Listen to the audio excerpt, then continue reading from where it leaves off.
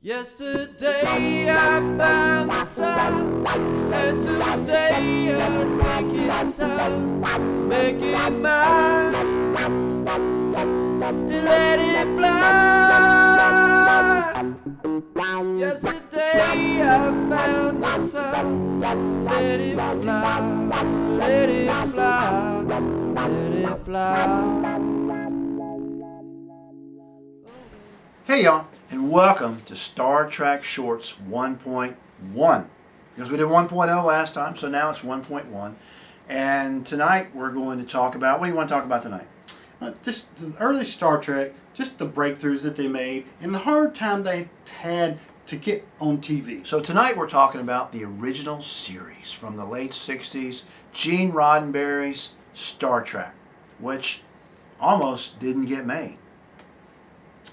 The first two pilots, they had a pilot which didn't go well, wasn't received very well. And they decided to have a second pilot, which Kirk shows up to, and Lucille Ball steps in and overrides her creditors, I guess, because she likes the series and she wants to see it made. So a strong female type helping Star Trek to come to the TV. At that time, Lucille Ball was an oddity in Hollywood, being the owner of a studio and having say. And I think Star Trek was filmed at Desilu Studios. Is that For right? sure, Wow. for sure. Yeah. So Lucille Ball, one of the most famous comedians of all time, helped make Star Trek. Thank you, Lucy. Yeah, I love Lucy. That should be the name of a show. Wow, that's great. Here's Lucy. So she gets this started. Right. And then Audra, Gene Roddenberry had a vision. I think he had a vision. You know, before we filmed tonight, we talked a little bit about what did we think. Did Gene Roddenberry just make a show, or was he making something more than that? And I just think that his ideas were too progressive for it to just be a show. You know, every story has a moral, every story has some things that hit home and can kind of make people, you know, wonder and learn and grow themselves. And I just think that there had to be more than just an idea for a show in there. Because a lot of the concepts and principles that we saw in Star Trek, he had to set them out in space to make them palatable to the culture we had here at home during that time. Stuff like, gee whiz, the races working together, the genders working together, different species working together. These are all concepts that really, it was a male-run world at that time, and when it came to issues of the stuff like race and stuff, that was taboo on TV. Yeah, and they had Nichelle Nichols, a woman of color, as a bridge officer. She wasn't just, no offense, Nurse Chapel, but she wasn't just walking up with a thing for Kirk to sign, Although Nurse Chapel in Strange New World's a little bit different character. She's better in Strange New Worlds. Getting ahead of myself. We are getting ahead Sorry. of ourselves. And the infamous interrace kiss, first racial kiss on TV, Kirk, Nichelle Nichols. Very important. I think very important to our future. All right. For sure. Speaking of Nichelle Nichols, Yeah. when we went to a Star Trek convention, she told the story about when she almost left the show. So I think after the first season, she was going to go to pursue musical theater, which I'm sure she's great at. She's awesome. We all know that she's the best. Yeah. But she actually met Dr. Martin Luther King. And, he said, I love you on the show. It's such a great show. And she said, sorry, I'm actually leaving the show soon to pursue my dream. And he said, you can't leave. You are the only reason that I let my children watch this show. This is the only show I let my children watch. And it's because you're portrayed in an equal light, as everyone else. And she went on to stay on the show. She was in movies. Dr. King saw the progression I mean, and the future that it was holding. so already we've connected Star Trek to two awesome people and may have changed our future. I mean, is that crazy to think of? May have changed our future by Star Trek. How many lives has it impacted? How many very important lives has it impacted? When Nichelle Nichols went on to do some recruiting for the space program for NASA to recruit minorities into the space program. So Wonderful things were happening from Star Trek. Absolutely amazing. And the episodes themselves were written. We can talk about a bunch of them, but think about the episode where they encounter the race that they're down the middle, they're black on one side and white on the other. But on the other side of the planet, they're opposite, white on this side and black on that side. And they couldn't get along because they hated the other species, right? Because they were different colors, wrong side. I mean, that wasn't really masking reality in America at that time very much, you know. And the Star Trek crew was in the middle, intervening, helping to work it out, to let them understand. Guess what? Y'all are equal, right? And that's absolutely cutting edge at that time when you don't even have black people on TV. The next black person I remember on a TV show was Mannix's secretary, right? What's her name? Peggy? I think so. I could be wrong, but I think that's the next one I remember anyway.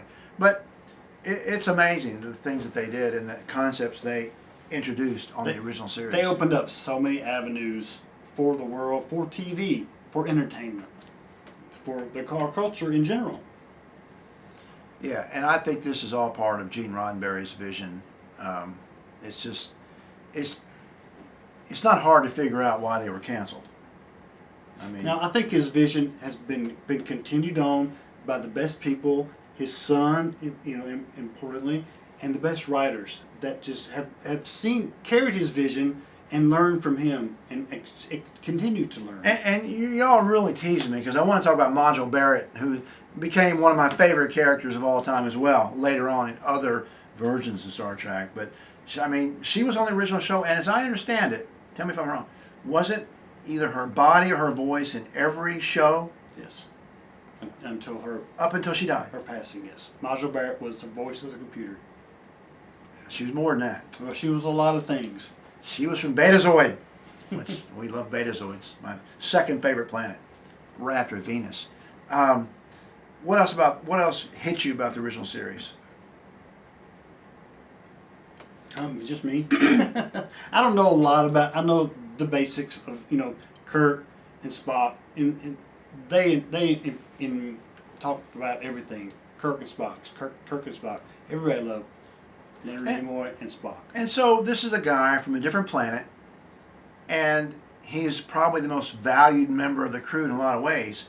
And the only you see some people online who talk about McCoy was kind of played the race card against Spock, by calling him names, you green-blooded alien or whatever. They But didn't like it. They were best friends. in though. my mind, they were best friends. They were They kind just- of besties. They And- knocked off each other. Yeah, and I think that when Spock would raise his eyebrow at some of the things that McCoy would say, yeah, it's a little bit of a comical moment, but it's also, I could always feel the relationship underneath those words that people now reflect on as being negative. I never thought that was negative. The relationships that those guys have was important. We can talk about more characters, like we can talk about Scotty or Chekhov. I mean, all this was blending in. People from foreign countries, and that was part of the blend. Our country was blended by all these different countries, so Star Trek was very much part of it as well. Yeah, it's what made America great, and it's what made Star Trek great, and in their world, it made the world great. That all this diversity comes together to make us perfect. And George Takei, I don't think, was openly out when they filmed the original series, but he said that he was out to his cast members and that they were all very supportive of him, and when he actually came out publicly. So It was never an issue. It was never a negative issue at all. Yeah, although I gotta say, in Hollywood back in those days, Rock Hudson, everybody knew Rock Hudson was homosexual, but it's just like in music. I mean, when I first got into music, there were different cultures, different races, different, and it all makes good music, So it was a different world, and we're all better for what Star Trek did. Anything else about the original series you want to talk about right now? It's just a cumulative effect. Music's the same way. A cumulative effect of different people, different ideas, blending together. Yeah, absolutely. We talked about the original series tonight in general. Later on, we're going to examine more in-depth episodes and individual characters and talk about it. But send us your ideas about things that you want us to talk about and explore, and your thoughts, and we'll incorporate those into the show. Please subscribe to this channel. Right now we have 142 episodes planned, but we'll see if we get through all those. Can we do that? I think we can. There's plenty to talk about. But anyway, until next time, we'll see you on Star Trek 1.0.